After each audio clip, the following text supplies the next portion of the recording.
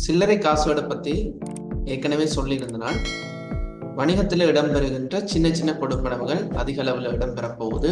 அந்த சிறு செலவு கொடுப்பனவுகளை மேற்கொள்றதுக்காக பேணப்படுகின்ற ஒரு ஏட்டுக்கு பேர் தான் என்ன, சில்லறை காசேடு என்று சொன்னான்.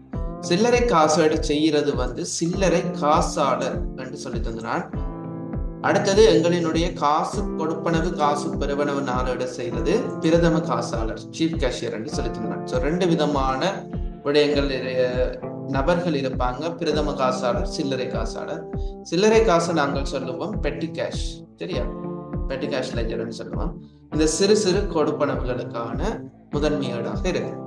இங்க 2 விஷயம் பிரதானமாக சொன்னால், ஒன்று வசக்கட்டு என்ற ஒரு பெயர், வசக்கட்டு.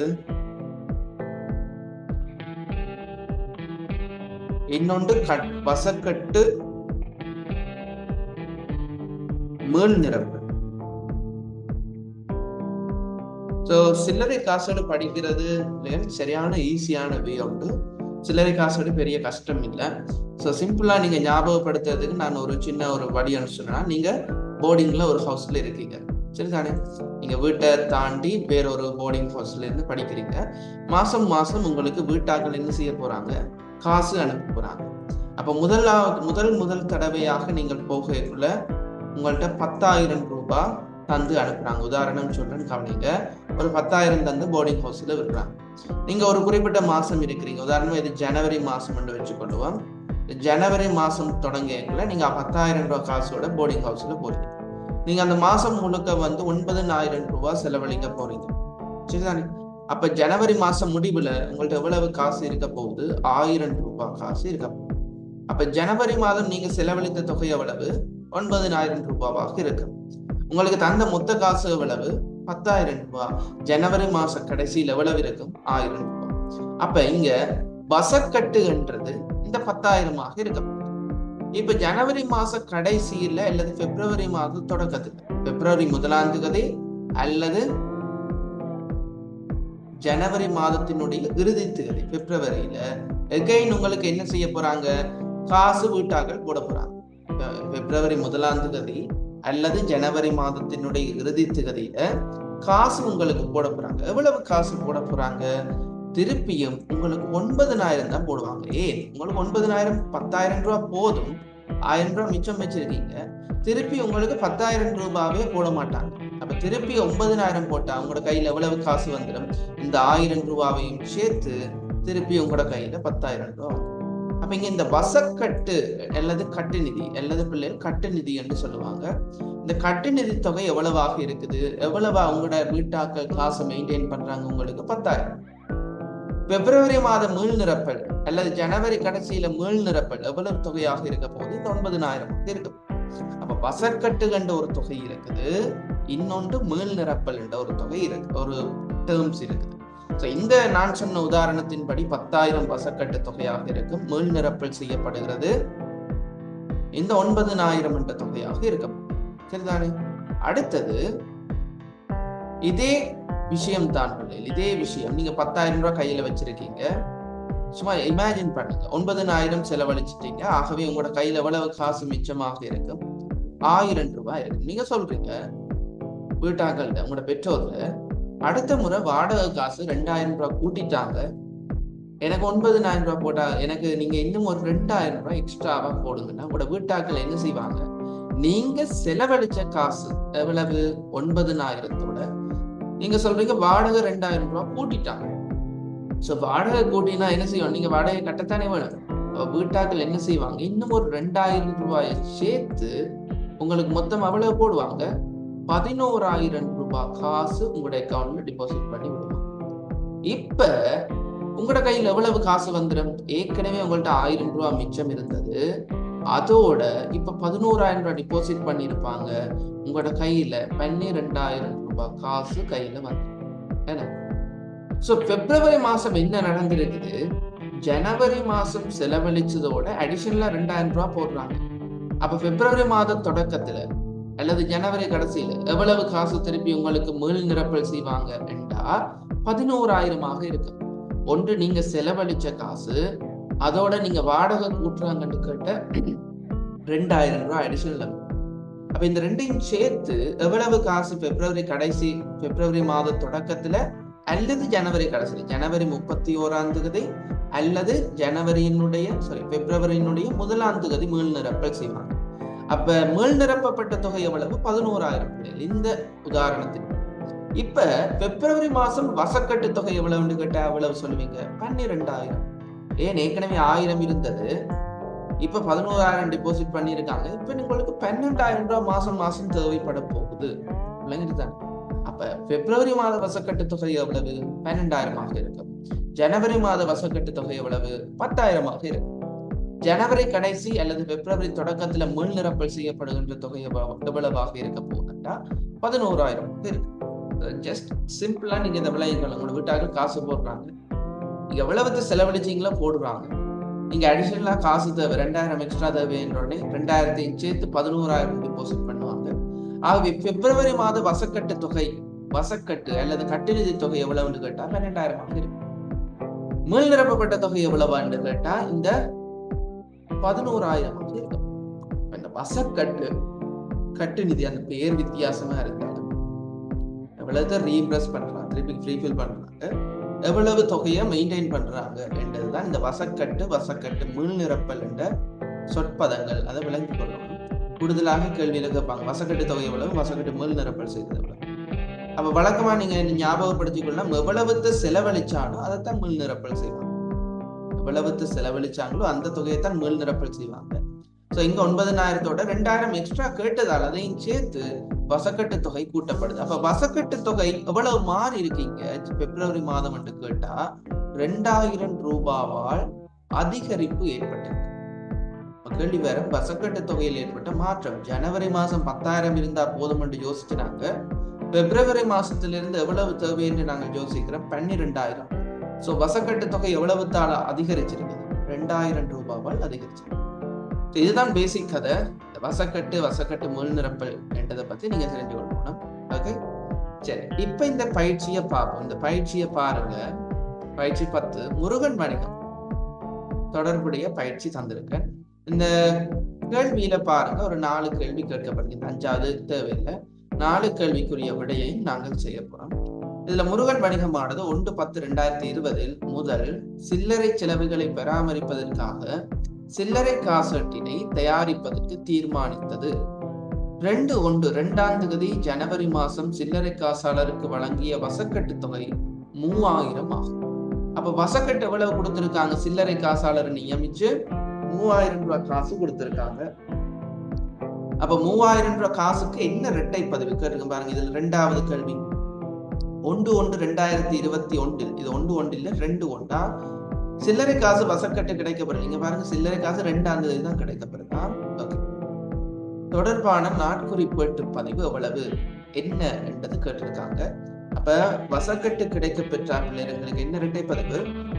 சில்லறை காசு கணக்கு அல்லது காசு கட்டுப்பாட்டு கணக்கு என்றாலும் சரி, சில்லறை காசு கணக்கு என்றாலும் சரி, வரவு எவ்வளவு கிடைக்குது? எங்களுக்கு 3,000 ரூபாய் கிடைக்கும். சில்லறை காசு கணக்கு வரவு.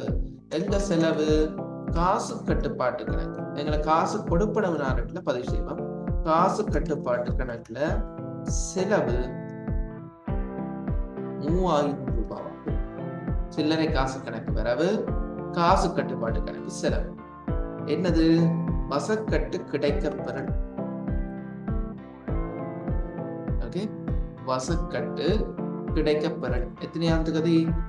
2ஆம் தேதி 1ஆம் மாசம் 2020ஆம் ஆண்டு வசக்கட்டு கிடைக்கப்பெறல் என்றதுக்குரிய நாட்குறிப்பேட்டு பதிவு. சரிதானே? வசக்கட்டு கிடைக்கப்பெறல். திருப்பி சொல்லி இருக்காங்க, ஜனவரி மாதம் இடம்பெற்ற சில்லறை செலவுகளின் விபரம். என்னென்ன சில்லறை செலவு நடந்திருக்குது ஜனவரி மாசம். இதை நாங்க என்ன செய்யணும்? எங்களினுடைய சில்லறை காசு கொடுப்பனவு நாளேட்டுல பதிவு செய்யணும். அப்ப சில்லறை காசு நாளேடு, காசு கொடுப்பனவு நாளேட்டு ஃபார்மட் இப்படி இருக்க போகுது. இதுல திகதி இருக்கும். சில்லறை காசட்டினுடைய மூலாவணம் சில்லறை காசு கைச்சாத்து, சரிதானே? பெட்டி கேஷ் வவுச்சராக இருக்கும். அதனுடைய தொகை இங்க பகுப்பாய்வு நிரல்.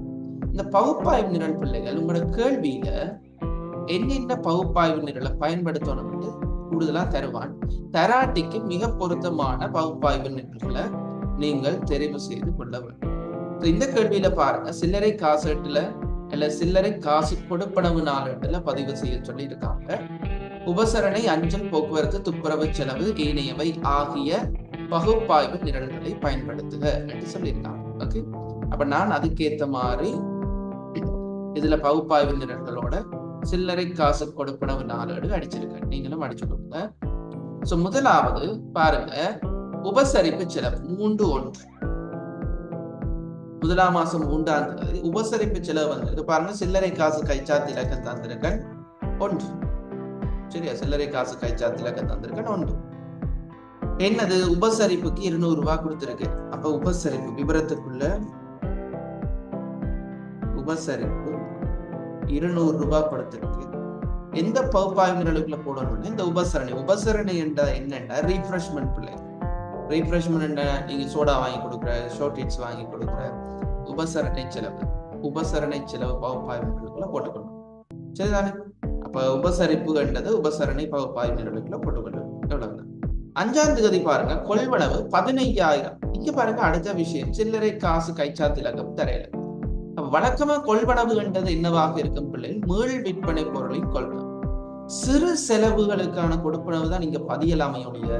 கொள்வனவு என்ற விஷயத்தை நாங்க பதியலாது. கொடுத்ததே 3000 செலவு, 15,000 நாங்க கொடுக்கலாமா அப்படி?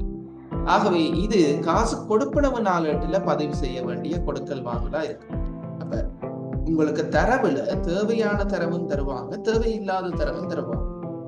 எல்லாத்தையும் பதிவான்னு நினைக்க கூடாது.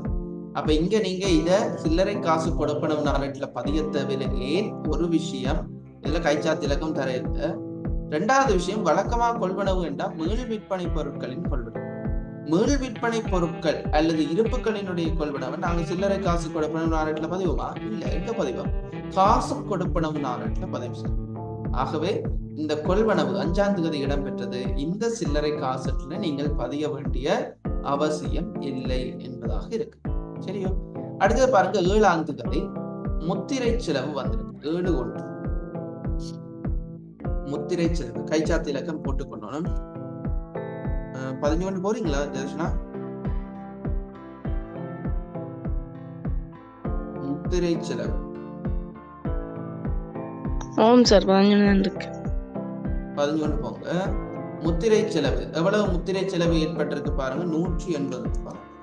அப்ப முத்திரை என்றது இந்த அஞ்சல் பகுப்பாய்வு நிரலுக்குள்ள போடணும். அஞ்சல் என்றது இந்த முத்திரை, என்வலப் கவர்ஸ் வாங்குறது, அது சார்ந்த பதிவு தபால் கட்டணம், இதெல்லாம் அஞ்சல், போஸ்ட் ஆபீஸ், போஸ்ட் என்றோட சம்பந்தப்பட்டது போஸ்ட். அடுத்தது பாருங்க, 9ஆம் தேதி துப்புரவு செலவு. முதலாம் மாசம் 9ஆம் தேதி துப்புரவு எல்லாத்தையும் கைச்சாத்து இலக்கம் கொண்டிருக்கேன். எவ்வளவு துப்புரவு செலவு ஏற்பட்டிருக்கு? 300 ரூபாய் ஏற்பட்டு. துப்புரவு செலவு பாருங்க, துப்புரவு பகுப்பாய்வு தந்திருக்கேன், அதுக்குள்ள போட்டு பாருங்க.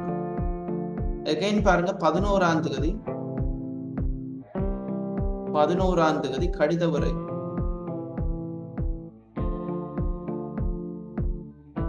கைச்சாத்து இலக்கம் நாடு கடித உரை. எவ்வளவு கடித உரை என்று பாருங்க, 100 ரூபாய். கடித உரை என்றதும் அஞ்சல் செலவுக்குள்ள போட்டு. அடுத்தது பாருங்க, துப்புரவு பொருட்கள், உதாரணமா லைசோல், காபி இதுகள் வாங்குறது. துப்புரவு பொருட்கள் கொள்வனவு 13ஆம் தேதி.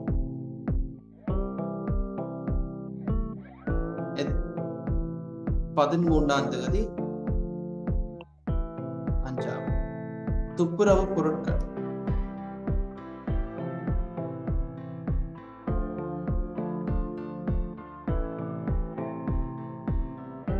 ₹150 வாங்கியிருக்காங்க. இந்த குளோரின் அப்படியான விஷயங்களாக இருக்கு. அதுவும் துப்புரவு பகுப்பாய்வு. அடுத்தது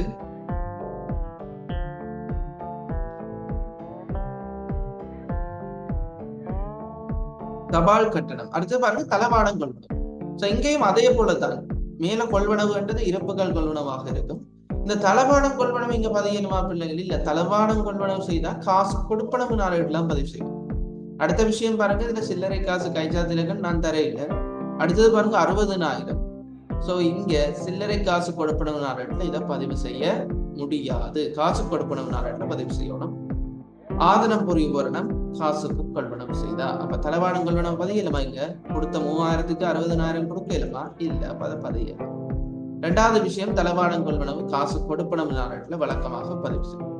அடுத்தது 16ஆம் தேதி கைச்சாத்திலக்கம் 6 தபால் கட்டணம் செலுத்தி இருக்காங்க.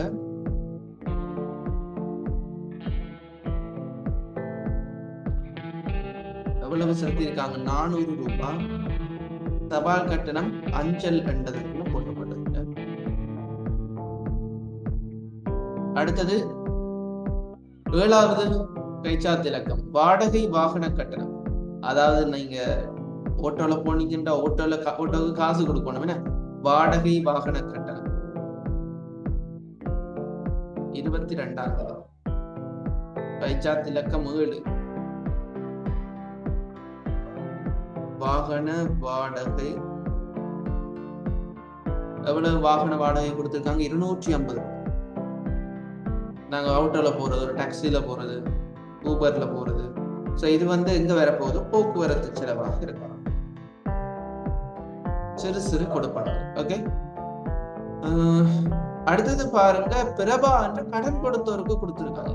அப்ப இதுல பாருங்க, கைச்சாத்திலக்கம் சில்லறை கைச்சாத்திலக்கம் தந்திருக்காங்க. ஒரு விஷயம், வழக்கமா கடன் கொடுத்தவருக்கு செலுத்தினா பிள்ளைகள் எங்க பதிவோம்? காசு கொடுப்பனவு. சரி, ஆனா இங்க சில்லறை காசுல இருப்பாருங்க, ஒரு சின்ன ஒரு தொகை தான் கொடுக்க வேண்டி இருந்திருக்கு. ஆகவே சில்லறை காசாளர் அதை கொடுத்திருக்காரு. சில்லறை காசு கைச்சாத்திலக்கம் இருக்குதுன்றா கட்டாயம் தெரியும். இது சில்லறை காசாளர் தான் கொடுத்திருக்காரு. 26ஆம் தேதி பிரபா என்ற கடன் கொடுத்தவருக்கு கொடுத்திருக்கேன். சரிதான், அவர்கிட்ட ஒரு சின்ன ஒரு அமௌண்ட் செட்டில் பண்ண வேண்டி இருக்கு. அவர் வந்த டைம்ல சில்லறை காசாளர் செட்டில் பண்ணி அனுப்புறேன். அப்ப எப்படி பார்த்தாலும் சில்லறை காசாளர் கொடுத்தா அது எதுக்குள்ள வரும்? இதுக்குள்ள வரப்போது பிள்ளைகள் எங்களினுடைய சில்லறை காசு கொடுப்பனவு நாளேடுல வரப்போகுது. பிரபாண்டு போட்டு பிராக்கெட்டுக்குள்ள கடன் கொடுத்தோருக்கு நாங்கள் காசு செலுத்தோம். எவ்வளவு கொடுத்திருக்கோம் பாருங்க? 600 ரூபாய் கொடுத்தோம். அப்ப இந்த கடன் கொடுத்தோருக்கு கொடுத்தது பிள்ளைகள் உபசரணைக்குள்ள வராது.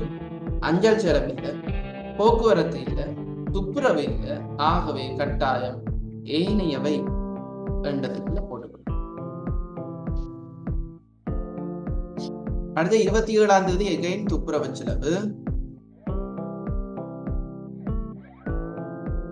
9வது கைச்சாத்திலக்கம் துப்புரவு செலவு 150 ரூபாய். துப்புரவு பகுப்பாய்வின் இடத்துல போட்டுக்கொள்வோம்.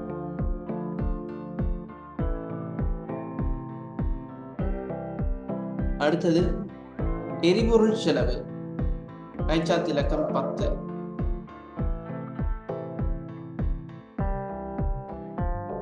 28ஆம் தேதி. எரிபொருள் செலவு எங்க போடணும் சொல்லுங்க பாப்போம். போக்குவரத்து செலவு. எரிபொருள்ன்றது போக்குவரத்துக்காக. இப்ப நாங்க ஒரு மோட்டர் பைக் வச்சு ஓடுறோம்னா அது கொஞ்சம் பெட்ரோல் அடிச்சிருக்கோம், அதுக்குரிய காசு. சில்லறை காசாளர் கொடுத்திருக்கேன். சில்லறை காசு கைச்சாத்து இலக்கம் இருக்குது பிள்ளைகள், மூல ஆவணம். இப்ப கட்டாயம் இந்த 250 ரூபாய் எரிபொருள் செலவு போக்குவரத்து என்றதுக்குள்ள நீங்கள் டிரான்ஸ்போர்ட் காஸ்ட். அடுத்தது பாருங்க, இங்க 29ஆம் தேதி தேநீர் செலவு.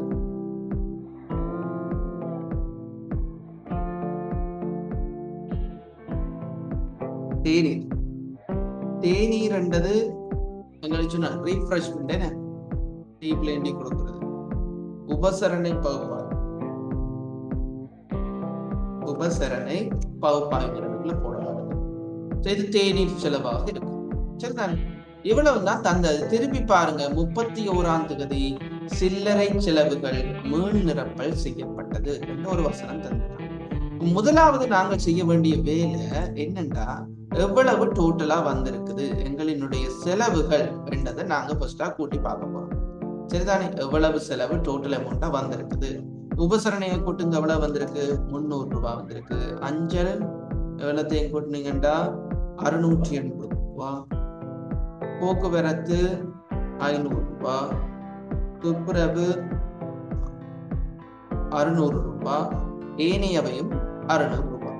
ஸோ டோட்டலா எங்களுக்கு எவ்வளவு செலவு வந்திருக்கு? 2680 ரூபாய் இந்த முருகன் வணிகத்தினுடைய சில்லறை காசு கொடுப்பனவாக இருக்க போகுது. சரியா? இதுல பொது பேரட்டுக்கு மாற்றுகிறது 31.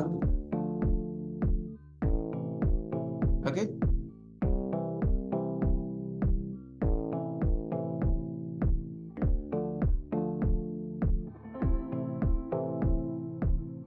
பொது பேரட்டுக்கு மாற்றியது. அப்ப எங்க சில்லறை செலவுகள் ஜனவரி மாத சில்லறை கொடுப்பனவுகள் டோட்டல் அவ்வளவு கொடுத்திருக்கோம் 2680.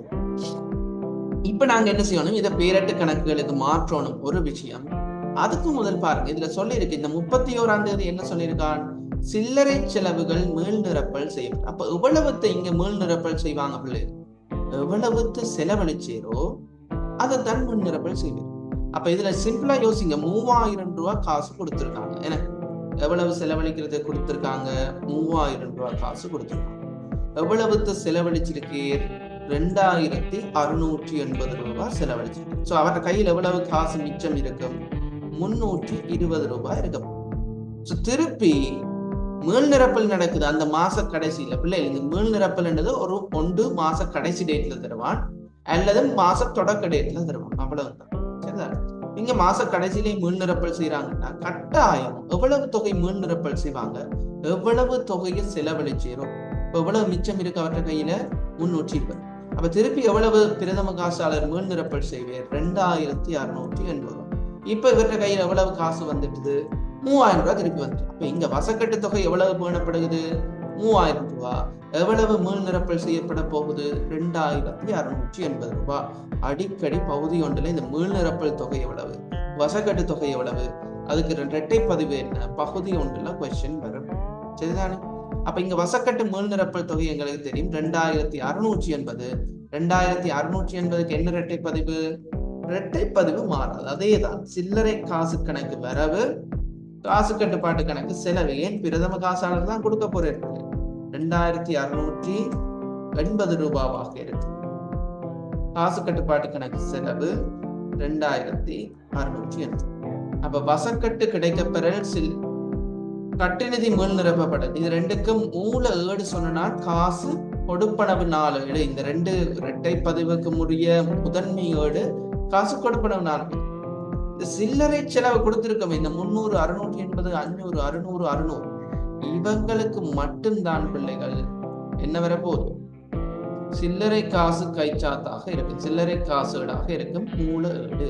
இந்த மீள் நிரப்பல் நடக்கிறது, வசக்கட்டு கொடுக்கிறது, இது ரெண்டுக்கும் மூல ஏடு இது காசு கொடுப்பனவு 4 மடங்கு. அப்ப இங்க 31/1/2020 வசக்கட்டு மீள் நிரப்பப்படுதலுக்கான இரட்டை பதிவு இதுதான். இது முதலாவது விஷயத்துக்குரிய இரட்டை பதிவு, இது இரண்டாவது விஷயத்துக்குரிய டபுள் என்ட்ரியாக இருக்க போகுது. சரிதான், உங்களுக்கு விளங்கி இருக்க மாட்டேன்னு நினைக்கிறேன். ஜெர்ஷனா விளங்குதா? கேட்கணும் ஜெர்ஷனா? இல்ல சார், விளங்கிட்டு. அடுத்தது நாங்க என்ன செய்யணும்? இந்த பகுப்பாய்வு நிரல்களினுடைய கூட்டுத்தொகையை உரிய பேரட்டு கணக்குகளுக்கு மாற்றம் செய்யணும். இப்ப முதலாவது இரட்டை பதிவு பாருங்க, தேவையான கணக்கு மட்டும்தான் அடிக்க போறோம். நீங்க தேவையான கணக்குகளை செஞ்சுக்கணும். ஓகே, முதலாவது பாருங்க, இதுல சில்லறை காசு கணக்கு வரவு. அப்ப முதலாவது நீங்க திறந்து கொள்ள போறீங்க சில்லறை காசு கணக்கு என்ற ஒரு டிஃபார்ம் திறந்து கொள்ள போறீங்க. இங்க மீதி சில்லறை காசு கணக்கு வரவு, காசு கட்டுப்பாட்டு கணக்கு செலவு. நாங்க காசு கட்டுப்பாட்டு கணக்குன்னு தனியா அடிச்சு காட்டுன்னு பிள்ளைகள். ஆனா காசு கட்டுப்பாட்டு கணக்கு இதுல கணக்கா விஷயம் பெறும். அப்ப இப்போதைக்கு இந்த காசு கட்டுப்பாட்டு கணக்குல இந்த வர்ற தொகைகளை மட்டும் பதிஞ்சு காட்டுறேன். நீங்க காசு கொடுப்பனவு 4 15 17 உங்களுக்கு எல்லாம் வரவுலையும் செலவுலையும் எல்லா விஷயம். சில்லறை காசு கணக்கு வரவு 3000, காசு கட்டுப்பாட்டு கணக்கு செலவு 3000. ஓகே, இங்க சில்லறை காசு கணக்குல காசு கண்டு விவரம் போடுவீங்க. காசு கட்டுப்பாட்டு கணக்குல ஏனையவை பகுப்பாய்வு நிரலுக்கெல்லாம் வரும் பிள்ளைகள் ஞாபகப்படுத்தி வச்சுக்கொள்ளுங்க. நான் இப்போதைக்கு சில்லறை காசு கண்டு போடுவேன். ஏனையவை பகுப்பாய்வு நிரல்ல டோட்டல் வரும், அதுக்குள்ளதான் இந்த சில்லறை காசு கொடுப்பதும் வரும். சோ நான் இப்போதைக்கு உங்களோட விளக்கத்துக்காக இப்படி போறேன். சோ திருப்பி என்ன நடந்திருக்கு, இவ்வளவு செலவுகளும் கொடுக்கப்பட்டிருக்கு.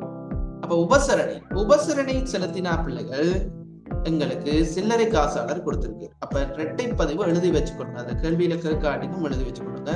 என்ன இரட்டை பதிவு? உபசரணை என்றது செலவீனமா? உபசரணை கணக்கு வரவு 300, சில்லறை காசு கணக்கு செலவு. சில்லறை காசு கணக்கு செலவு 300 ஆக இருக்கும். உபசரணை கணக்கு வரவு, சில்லறை காசு கணக்கு செலவு. அப்ப இந்த உபசரணை என்ற பகுப்பாய்வுகளுக்கான இரட்டை பதிவு, உபசரணை கணக்கு வரவு செலவீனம் கூடுது, சில்லறை காசு கண்ட சொத்து குறையுது. சில்லறை காசு கணக்குல செலவு பதிவு வரவு. அப்ப நீங்க என்ன செய்ய போறீங்க, உபசரணை கணக்கு அடிச்சு கொள்ள போறீங்க.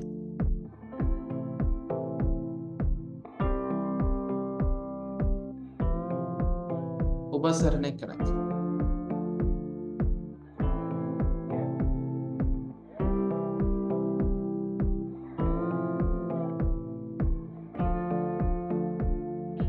இங்க வரவுல 300 ரூபாய் பதிய போறீங்க. இங்க சில்லறை காசு கணக்குல செலவு 300 ரூபாய். சில்லறை காசு கணக்குல உபசரணை என்று விவரம் போடுவீங்க.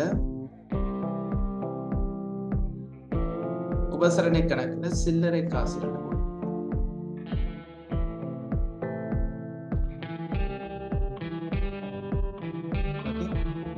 அடுத்தது பாருங்க, எங்களினுடைய அஞ்சல் பகுப்பாய்வு எவ்வளவு கூட்டுத்தொகை 680.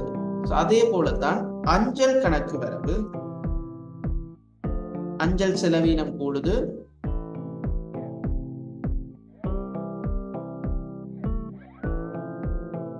இங்க அஞ்சல் செலவு கணக்கு, அஞ்சல் செலவின கணக்கு வரவு 680. சில்லறை காசாளர் கொடுத்திருக்கேன். ஆகவே சில்லறை காசு கணக்கு செலவு 680 ஆகுது. 680 ஆக இருக்கும். அடுத்தது அதை நீங்க டி ஃபார்முக்கு மாத்திக்கொள்ளுங்க. அப்ப அஞ்சல் கணக்கு திறந்து கொள்ளணும். அஞ்சல் கணக்கு வரவு 680, சில்லறை காசு கணக்குல செலவு 680. சில்லறை காசு கணக்குல அஞ்சல் ரெண்டு போட்டுக்கொள்வீங்க. அஞ்சல் கணக்குல சில்லறை காசு கண்டு விவரம் போடும். சில்லறை காசு கண்டு விவரம் போடும். ஓகே.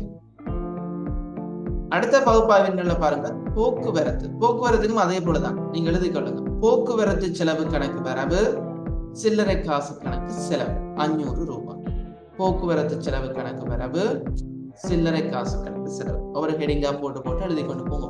சரியா? போக்குவரத்து செலவு கணக்கு வரவு, சில்லறை காசு கணக்கு செலவு. அப்ப போக்குவரத்து செலவுக்கு நீங்க என்ன செய்யணும், டி ஃபார்ம் திறக்கணும். போக்குவரத்து செலவு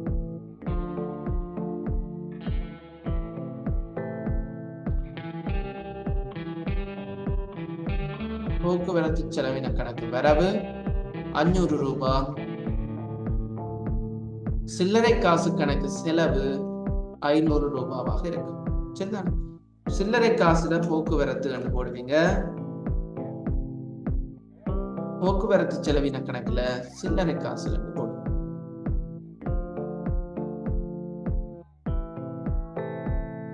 ஓகே. அடுத்தது பாருங்க, துப்புரவு செலவு. துப்புரவு செலவு 600க்கு என்ன பதிவு? அதே போலதான் துப்புரவு செலவு கணக்கு வரவு, சில்லறை காசு கணக்கு செலவு. எழுதி வச்சுக்கொள்ளுங்க. துப்புரவு செலவு கணக்கு வரவு, சில்லறை காசு கணக்கு செலவு. சோ அகைன் நீங்க என்ன செய்யணும், துப்புரவு செலவு கணக்கு திறக்கணும்.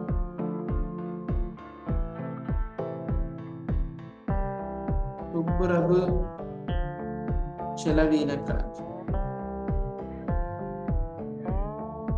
துப்புரவு செலவினம் எவ்வளவு? 600 ரூபாய். சில்லறை காசு கண்டு விவரம் போடுவீங்க. சில்லறை காசு கணக்குல செலவு 600 ரூபாய் வாங்க.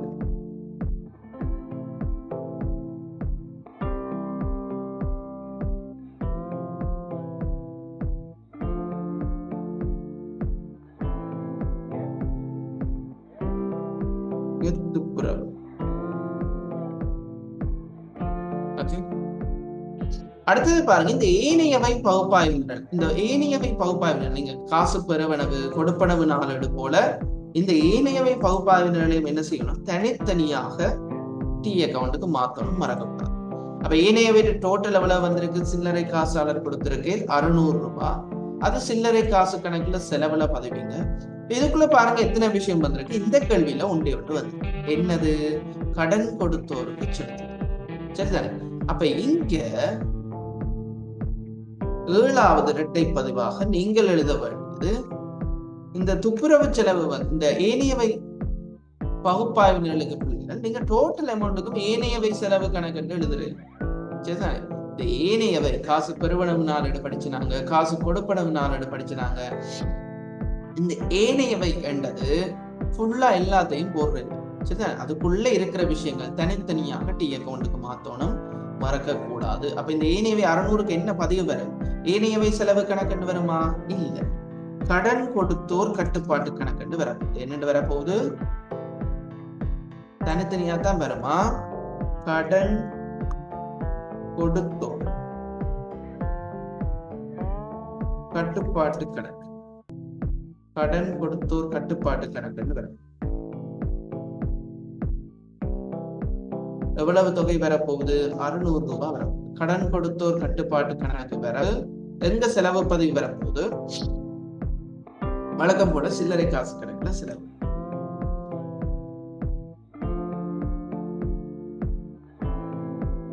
விளங்கி கொள்ளுங்க. அப்ப ஏனையவை பகுப்பாய்வு நிலை ஏனையவை செலவின கணக்குன்னு திறக்கையில தனித்தனியா ஏனையவை பகுப்பாய்வு நிலை உரிய பேரட்டு கணக்குகளுக்கு மாற்றம் செய்யப்படும். அப்ப கடன் கொடுத்தோர் கட்டுப்பாட்டு கணக்கு திறமையில